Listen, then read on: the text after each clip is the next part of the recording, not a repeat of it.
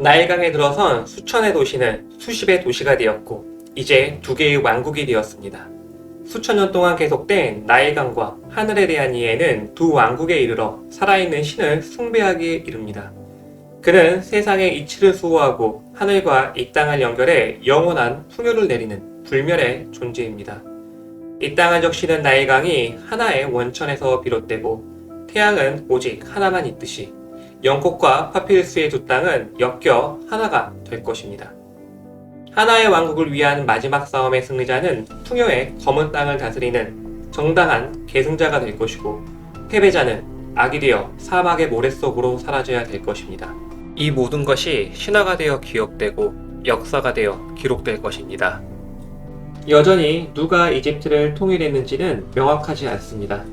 첫 번째로 포톨레마이아스 왕조 시대의 신관이었던 마네토는 이집트지를 쓰면서 이집트의 연대를 30개의 왕조로 구분했고 그 첫 번째 왕을 메네스라 했습니다.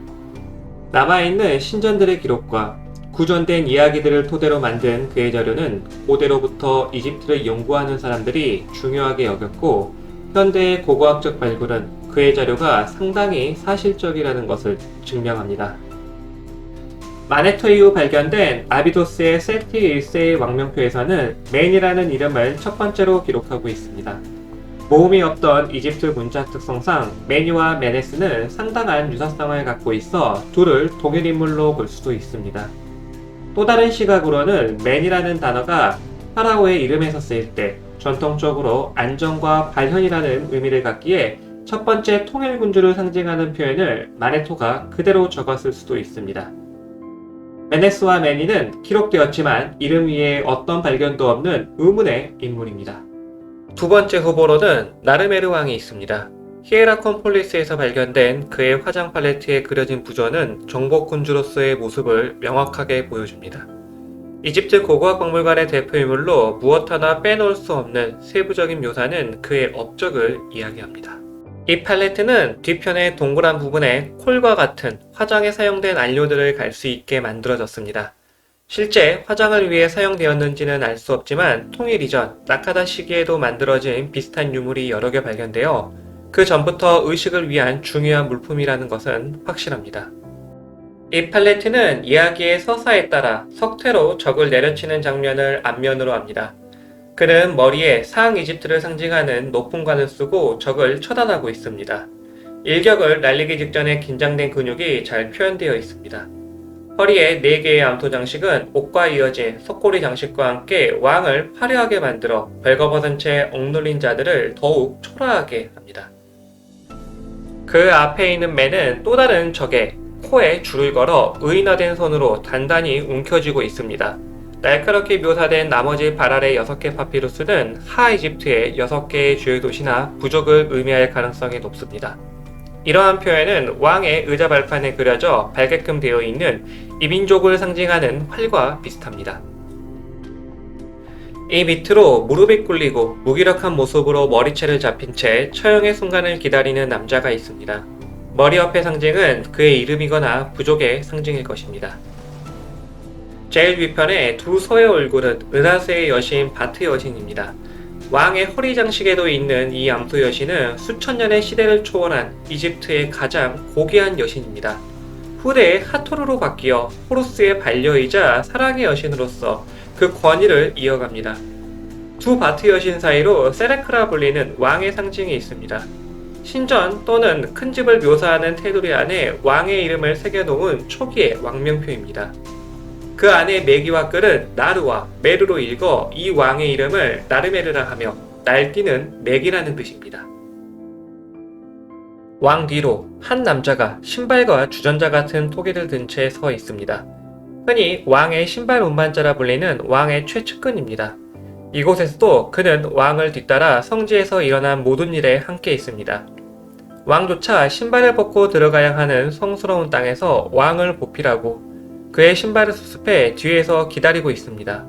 그의 다른 손에 들린 토기는 정화의 의식을 위한 송수를 담고 있을 것입니다. 신발 운반자의 얼굴 옆에는 7개의 잎을 가진 꽃이 있습니다. 다른 얼굴 옆의 상징과 비슷하게 그의 이름이나 직책을 의미하는 것일 수도 있습니다. 가장 아랫부분 두 남자가 왕의 발밑에 있습니다. 제압된 모습의 두 남자는 얼핏 도망치는 것처럼 보입니다. 그들은 벌거벗고 있어 위에 처형되는 자가 이들보다 높은 지임을 알 수 있습니다. 마찬가지로 이들 얼굴 옆에도 상징이 있지만 역사는 이를 기억하지 않습니다. 뒤편에는 마찬가지로 가장 위에 두 바트 여신과 그 사이에 세레크가 있습니다. 뒷면을 장식하는 첫 번째 장면은 왕의 개선식입니다. 이때 왕의 모자를 보면 안면과 다른 것을 알 수 있습니다. 이곳에서 그는 하이집트의 지배자를 상징하는 널쩍한 관을 쓰고 있습니다. 그리고 곤봉은 왼손에 쥐어져 내려가 있고 풍요를 상징하는 도리깨가 가슴이 오른손에 있어 전쟁이 종식되고 안정이 찾아왔음을 묘사합니다. 그를 도와 전쟁에서 승리한 자들이 각자의 상징을 들고 걸어가는데 그 모습은 각양각색입니다. 같은 매의 신을 모시는 사람들의 모습마저 다른 것은 이들이 사하라 각지의 유민이었다는 것과 이집트의 민족적 개방성을 다시 한번 상기시킵니다. 그들 앞으로 처형된 포로들의 모습이 있습니다. 처형된 이들은 모두 10명으로 목이 잘려 발 아래에 있습니다. 이 10인의 숫자는 아마도 앞면에 나온 4명의 얼굴과 함께 6개의 파피루스로 묘사된 하이집트의 상징이지 않을까 합니다. 개선식의 왕 다음으로 중요한 인물은 머리카락이 긴 남자입니다. 그의 머리 위에 쓰여진 상형 문자는 서기관을 의미하는 것이고 왕 다음의 크기로 그려진 것은 범상치 않은 신부님을 보여줍니다.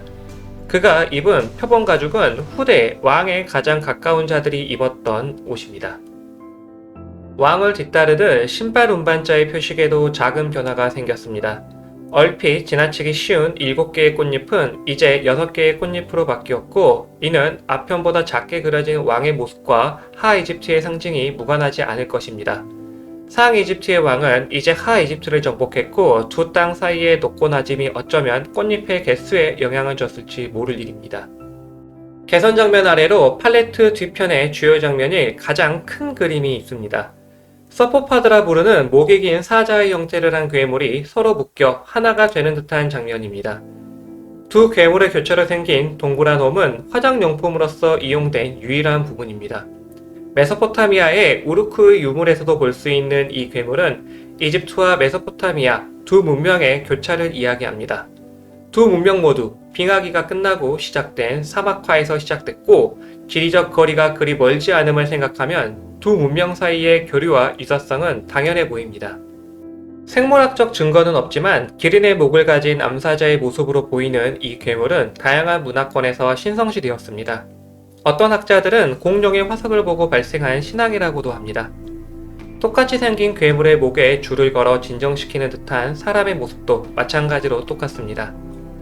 두 땅과 그 땅에 적응하며 살아가는 사람들의 상징이 분명하지만 어떤 다름도 없습니다. 그리고 계산하는 자들 밑에 그려져 이들이 그들 밑에 있음을 보여줍니다. 가장 하단에는 황소가 사람을 발로 제압하는 모습과 뿔로 마을을 무너뜨리는 장면이 그려져 있습니다. 왕은 거친 황소로 묘사되어 강한 생명력을 파괴적인 역동성과 생식 능력으로 표현했습니다. 이집트에서 왕을 부르는 호칭 중 하나는 강한 황소였고 왕의 복식은 소를 모방했습니다. 이런 수많은 상징과 묘사로 가득 찬 나르메르 왕의 팔레트는 이집트 통일의 명확한 증거입니다. 하지만 그의 이름은 이집트 역사에 등장하지 않는 잊혀진 이름입니다.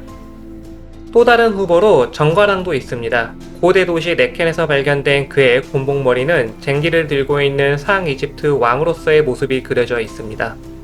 일부 학자들은 사라진 나머지 부분에 하이집트의 지배자의 모습이 있다고도 합니다. 이어진 고고학적 발굴에서 그의 치대 때 활발한 상업활동이 있었고 하이집트에 대한 정복이 시작되었음을 뒷받침하는 유물들이 발견되었습니다. 하지만 명확한 증거가 없어 학자들은 나르메르 왕에게 정과랑이 정복당했다고도 하며 전때의 왕이었다고도 하는 반면 동일인물일 것이라고도 합니다. 그의 이름마저 단순히 머리 위 상징으로 정갈이 있기 때문입니다. 그리고 정갈 및 7개의 꽃잎은 나르메르 왕의 팔레트에서 상이집트 왕의 신발 운반자의 상징과 같습니다.